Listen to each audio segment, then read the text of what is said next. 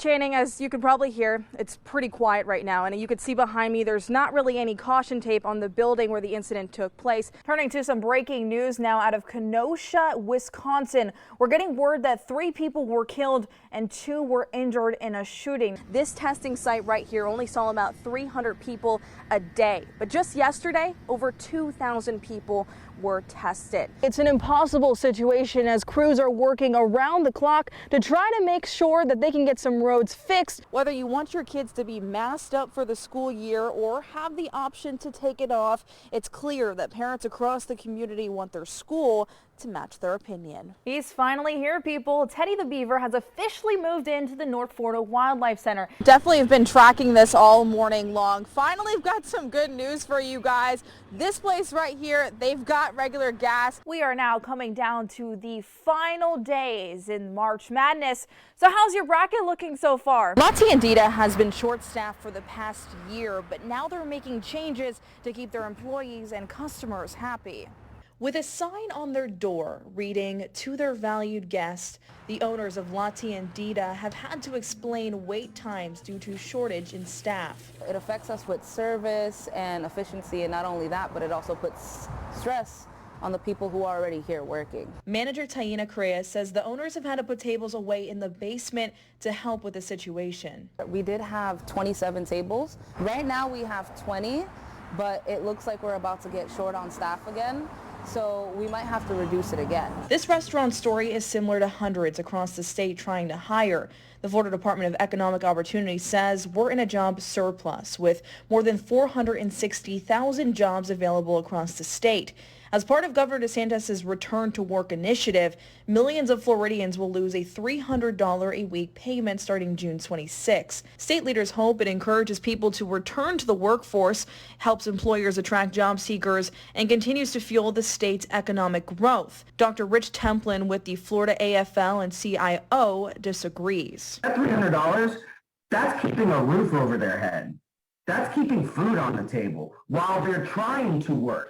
Or look for work. He says his organization sent a petition of 7,000 signatures to Governor DeSantis, urging him to change his mind. But the governor says he believes the shortage in employees is because of the extra funds given to people who are unemployed.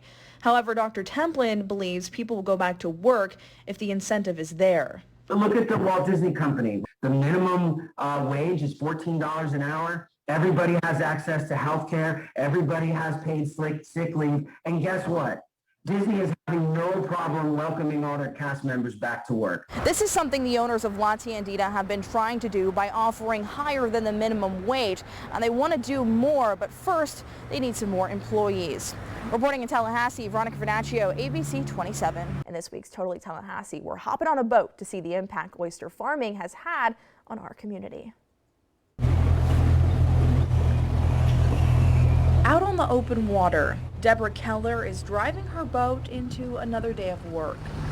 If you would have asked me 7 years ago, was I going to be an oyster farmer, I would have looked at you like, what? But now she goes by Oyster Mom. I'm taking care of these babies.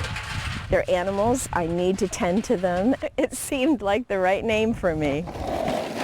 With a small team, Deborah spends most days harvesting the perfect oyster from her water column of about 150 cages.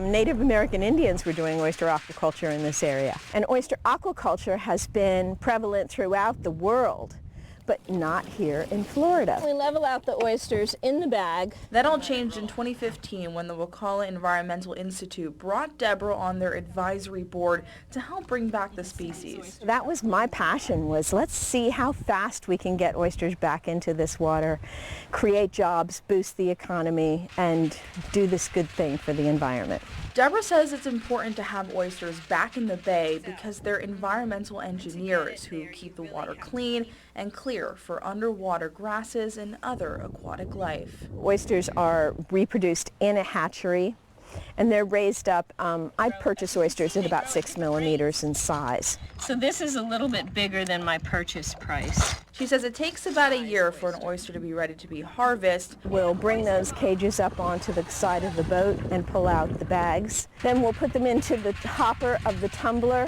and tumble them, sort them, as I said, by size, rebag them at 1/4 full because we want to make sure our densities stay low, and then put them back on the water. Kind of equipment. She sells oysters at farmers markets and restaurants in the Big Bend, turning a temporary project into her new passion and career. Every day at sunrise, Buddy, a familiar sound buddy, come on. alerting Surf Dog breakfast is here. People call him Surf Dog and what have you. I just call him Buddy. He's a stray dog that got his name from spending most of his time on Surf Road in Ocklawaha Bay. Bill Russell is Surf Dog's personal food delivery service. We have a weird relationship. I work for him.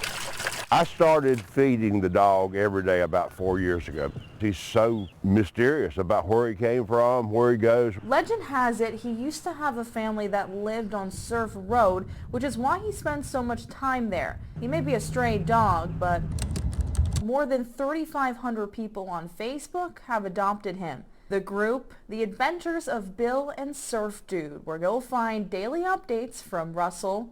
It's sort of funny because I'm retired fireman and now I'm not retired anymore. I have a job. I have to write a blog every morning about the dog. Along with dozens of fans also posting daily sightings of the dog. This got the attention of Zell Andrews 2 years ago. You have this stray dog here. He has made it through hurricanes, fireworks, crazy drivers, but he still keeps coming back to Wakulla County. And I just thought, what is pulling him back?